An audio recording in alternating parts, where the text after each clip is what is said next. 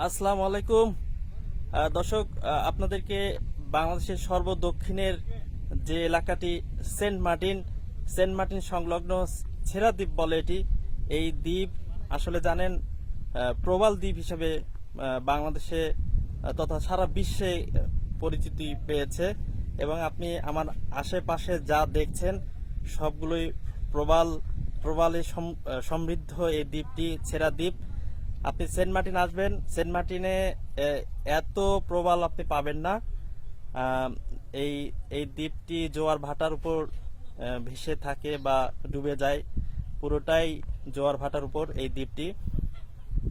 এটি খুবই সুন্দর, খুবই নয়নাভিরাম। এখানে আহ, যারা সেন্ট মার্টিন আসেন তারা যদি সময় করে আসেন, এই দ্বীপটিতে যদি একটু ঘুরে যান, তারা তাদের যে নৈসর্গিক যে সৌন্দর্য সেটি তারা এখানে উপভোগ করতে পারবেন।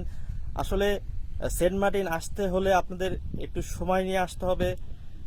এইবার একটু ব্যতিক্রম হয়েছে, যে টেকনাফ থেকে যে জাহাজগুলো সেন্ট মার্টিন আসে সেটি বন্ধ আছে এখন পর্যন্ত। আমরা আশা করি সেটি খুলে যাবে।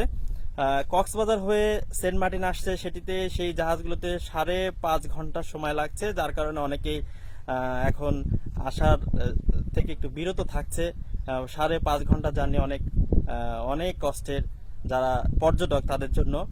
তো আশা করি এই যে যারা আসবেন আর কি আগামীতে, এই প্রবাল দ্বীপ অবশ্যই উপভোগ করবেন। এখানকার যে নৈসর্গিক দৃশ্য সবাই উপভোগ করবেন। এবং সারা বিশ্বে যারা যাচ্ছেন, দেশের বাইরে যারা যাচ্ছেন, তারা অবশ্যই বাংলাদেশের সেন্ট মার্টিন, ছেড়া দ্বীপ এগুলো অবশ্যই দেখবেন।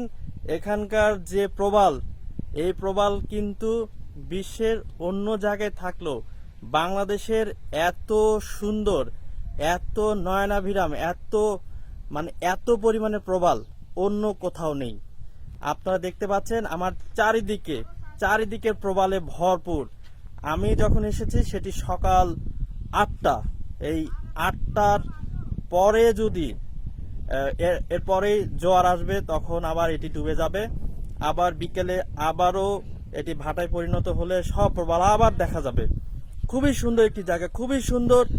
আপনাদেরকে সেন্ট মার্টিনের ছেড়া দ্বীপ থেকে সৈয়দ আব্দুল মুহিত আপনাদের ধন্যবাদ জানাচ্ছি, স্বাগত জানাচ্ছি এখান থেকে।